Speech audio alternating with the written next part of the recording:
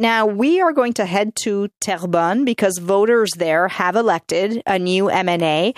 So in a by-election yesterday, Catherine Gentilcore of the Parti québécois, she won the seat handily. It was not even a close call. She won with more than 50% of the vote, and the seat was up for grabs after CAQ Minister Pierre Fitzgibbon stepped down in the fall. Joining me now is Frédéric Bérard, who's a political commentator, also law professor at Université de Montréal. Hi, Frédéric. Welcome back to the show. Thanks a lot. What's your reaction to this landslide victory here in this riding by the PQ? Well, actually, there's no surprise there. In a by-election, the people are, way more inclined to vote against the government than in favor of another party. And we have to remember that the Parti québécois held Terrebonne for so many years. So I think it's just going back to the reality for the CAQ at one point. Okay, and so would you say was this an anti-CAQ vote, or was this a vote for the candidate, for Catherine Gentilcore? Because Catherine is the president of the PQ. She's well known in the political circle. What do you think this was a vote for or against? Well, actually, you're right. She's well known in the political circle, but I'm not sure that the population of Terrebonne knows her pretty well before the campaign. And we also have to remember that Pierre Fitzgibbon was the former MNA in Terrebonne, was a very controversial minister. He left during his mandate, and I think that a lot of people there wanted to punish the CAQ at one point, making sure to send a very strong message. And it's easy to do that during a by-election because there are no consequences. And there's another thing that we need to evaluate is the fact that only 37% of the people voted in Terrebonne, which is the usual norm during a by-election. But all that to say that it doesn't mean a lot in favor of the Parti québécois, to my opinion. Okay, interesting. Yeah, I wanted to ask you about voter turnout because 37%. I mean, overall, that's pretty average. It's not very low, but it's not very high for a by-election. Yeah. Yeah. And you know what? I'm a bit surprised, though, because I would have thought that the people would have voted a bit more, considering the war tariff with the USA right now. It is, something that interpeles the voters quite a lot.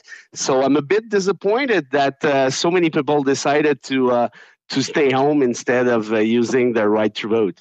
How do you think something like that, a trade war with the United States and this talk of tariffs, how do you think that momentum trickles down to the by-election level?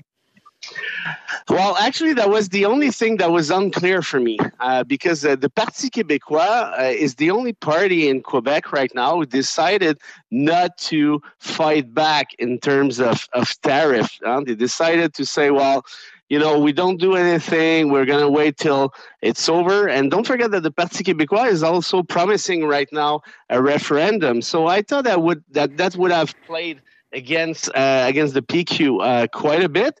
Obviously, this was a mistake because they won it by 53%, I think. So frankly, it did not play as much as some people would have thought. But during a general campaign, it's quite sure that it would have a lot of influence on the vote of everyone, I guess. What about for the PQ now then, with 5 seats now in the legislature? What does this mean for the party?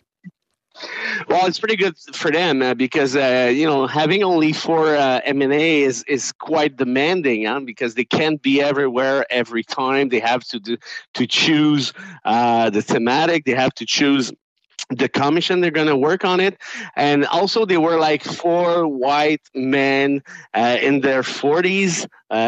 So having, a young woman like Catherine Gentilcore could stand a strong message in a way, could be refreshing as well. So we'll see how it goes from now.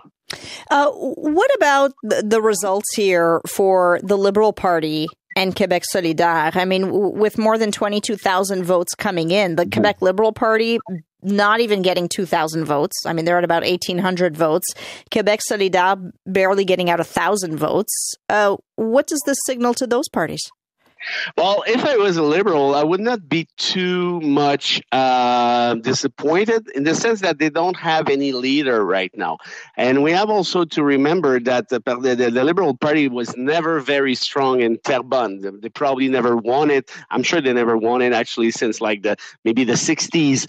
So they have some kind of faith in the fact that there will be a new leader pretty soon. And it's going to probably change the dynamic even for Francophones.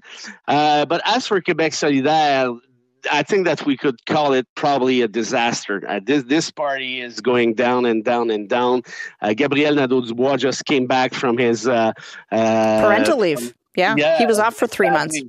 Yeah, he came back yesterday, but you see that those people do not have, the enthusiasm that is necessary to win that kind of by-elections. I think that they're well disorganized as we speak. They're probably looking for a spark at one point. What's going to be that spark? Frankly, I don't know, but they need to do something before the next general election because otherwise it's going to be like quite a mess for them. And that next general election is in 2026 at the provincial level, but we have a few elections coming up, Frédéric. Just before I let you go, I want to get your sense here. So we have a new prime minister. That's new in the last week. We have an upcoming federal election, maybe any day now. We're waiting to get that election call. Parliament may or may not resume March 24th. We'll have another by-election because we learned today that independent MNA of Arthabaska, Éric Lefebvre, he resigned today. Quebecers are going to be wooed here for their votes. What matters to Quebecers as candidates are going to try to woo them?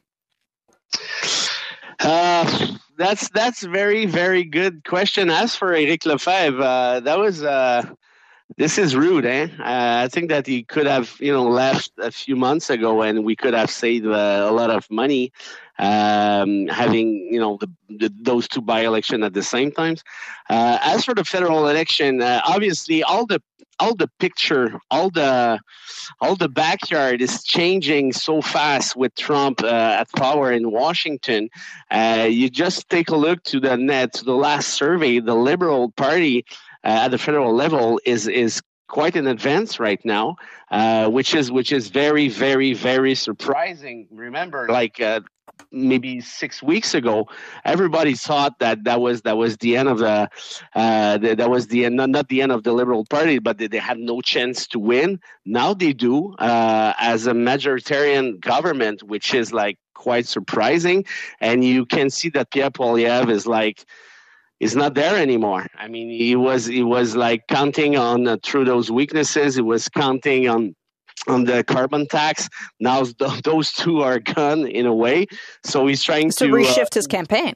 Yeah, but it's quite hard because a lot of people, and I think it's a right impression, have the impression that Poilievre is some kind of a mini Trump, and they don't like that at all. I mean, the guy use very how may I say it, slogans that do not fit in the circumstances.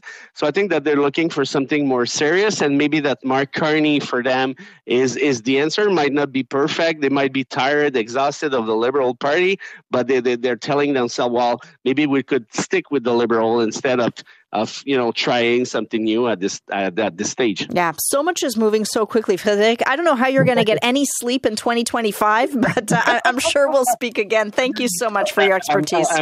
I'm counting on you. Okay, yes, we'll give you a call. That is Frédéric Bérard, political commentator, also law professor at the Université de Montréal, commenting there on that by-election that we had here in Quebec in the Terrebonne riding, that seat now going to the Parti québécois.